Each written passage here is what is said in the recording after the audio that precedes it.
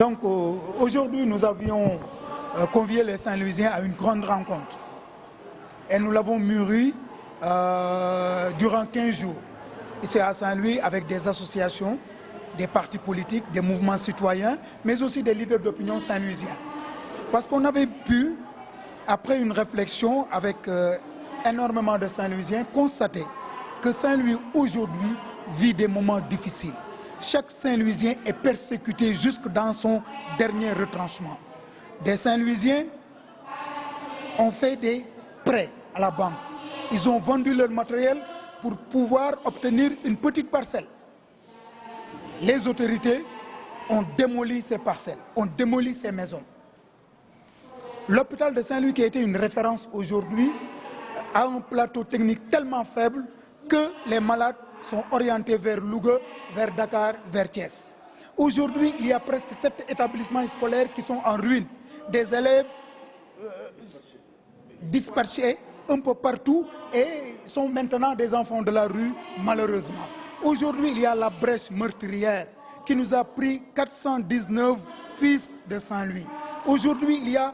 l'avancée de la mer qui a détruit presque 200 maisons et il y a une centaine de familles aujourd'hui qui jaugent sous des tentes. Il y a en plus de cela le problème de mobilité à Saint-Louis. Il y a le problème de l'éducation en plus du problème du chômage des jeunes. Mais il s'avère aujourd'hui plus dangereux aujourd'hui que le pétrole et le gaz découverts à Saint-Louis, que les multinationales qui sont chargées d'exploiter ça nous donnent en responsabilité sociétale des ballons de foot et des équipements sportifs, au lieu de prendre en charge les préoccupations des Saint-Louisiens. C'est pourquoi dans la salle, des leaders se sont levés pour exiger un pourcentage pour la ville de Saint-Louis. Un pourcentage de ces 8 000 milliards qu'on espère tirer de l'exploitation de ces ressources. Et vous avez pu remarquer que dans cette rencontre, il y avait 300 personnes qui représentent 33 associations, mouvements et partis politiques. Toutes ces associations ont donné leur accord avec tous les leaders que vous connaissez à Saint-Louis pour faire ensemble bloc autour des Saint-Louisiens, aller sur le terrain, rencontrer les populations et nous mobiliser dans une grande marche citoyenne pour faire un mémorandum où ils seront identifiés tous les problèmes des Saint-Louisiens et proposer des solutions par rapport à ces problèmes, mais surtout que la voix de Saint-Louis soit entendue partout dans le monde. Parce que Saint-Louis est un patrimoine mondial. Saint-Louis est une ville où on a formé énormément de leaders africains et même internationaux. Le professeur Pam Magaïsek, sociologue, est revenu largement sur les problèmes aujourd'hui que vivent les populations impactées par l'avancée de la mer, par la brèche, par les démolitions en galère. C'est dangereux ce qui se passe à Saint-Louis. C'est pourquoi, encore une fois de plus, nous le maintenons. La voix de Saint-Louis, c'est la voix des Saint-Louisiens regroupés dans cette plateforme. Nous avons dépassé nos égos, nous avons dépassé nos appartenances partisanes, nous avons dépassé les préjugés pour faire bloc, pour qu'enfin Saint-Louis soit entendu, non pas sur des questions politiques, non pas sur des questions partisanes, mais sur des questions qui interpellent le vécu quotidien des Saint-Louisiens. Ousmane Wade Latoudou, donc je suis responsable de structure à Saint-Louis.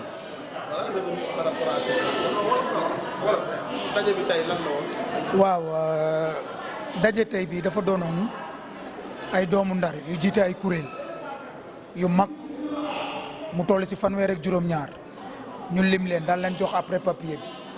bi ñoom ñëpp ñu tënk seen bopp ni li nga xam ne xew na Ndar te muy ay problème yoo xam ni Saint-Louisien ñi ngi koy dund te bis bu nekk kenn ku ci nekk di ci jéem solution te mënoo ko am parce que ñi war a régler wuñ ko doomu Ndar yooyu ñoo décidé daje au-delà seen ay fu ñu far ci politique au-delà association bu ñu bokk au-delà mouvement bu ñu bokk au-delà seen ay appartenance ñu ni daañu dajaloo def benn dank waxandoo ci benn kaddu pour que Ndar mi nga xam ni moo doonoon capitalu Sénégal, Ndar mi nga xam ni moo doonoon cité de la Teranga sénégalaise, Ndar mi nga xam ni moo doonoon cité yi dàq ci Afrique doonoon capitale ci Afrique pour que Ndar boobu mën a jëlaat place am kàddoom di peser ci kàddu dëkk yi gën a fort ci àdduna. pàcc yi nag biñ ko defee ñu waxtaanee ko ci ay jataay fanweeri organisation ak ñett teew ñu tënk ni brèche bi nga xam ni rey na ñeenti téeméer ak fukk ak juróom-ñeent géej gi nga xam ni muy fëggee daaneel lu mat ñaari téeméeri kër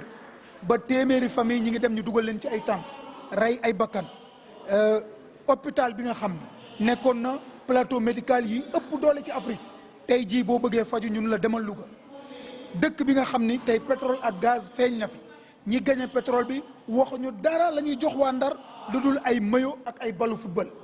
dëkk bi nga xam ni si am na juróom-ñaari école yoo xam ni daanu nañu élèves yi jàngatuñu ñi ngi di taxawaalu am ay quartier yu mel na Gendar yu mel na Médina Marmial yoo xam ni kenn jàngeetu ci école dëkk bii nga xam ni si tey jii ñëpp ràññee nañu ni am na ay doomu Ndar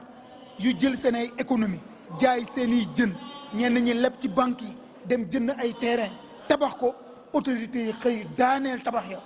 ba tey jii am na ñoo xam ne teqalikoon nañu seen sago sociologue bi nekk ci jataay bi tey jii waxtaane na loolu donc dëkk boobu tollatuñu ci kenn ku ci nekk di jugal sa bopp doomu Ndar yëpp daañu boole ndoo seen doole jógandoo pour ñu dégg leen régler problème bi nekk biir Saint-Louis parce que kenn xajatu fi dëkk boo xam ne si dem nañu ba ku fi bëgg am parcelle mënatoo ko am parce que pétrole ak gaz feeñ na fi ñu ngi jël place yi di ko jox ñeneen ñoo xam ne si tey ji ay firme lañu ay multinationales lañu pour ñu jël bagage yooyu donc loolu tax na tey doomu Ndar yëpp daje kilifa ku nekk ci Ndar yéen gis ngeen leen ci biir salle bi képp ku fi doon kilifa ci politique ci aada si ay mouvement citoyen waa aar li ñu bokk ñëpp ñëw nañu teew tey si jataay bi joxandoo benn kàddu te daañu waajal ni daañu defar këyit boo xam ne mooy mémorandum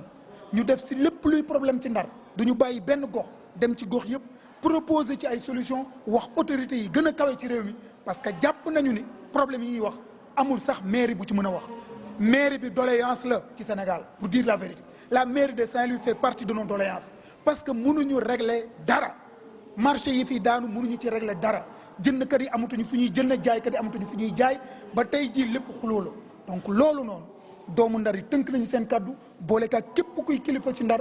fanweeri association ak juróom-ñaari fanweer ak ñett yi teew nañ ci biir salle bi pare nañu pour organiser une grande marche citoyenne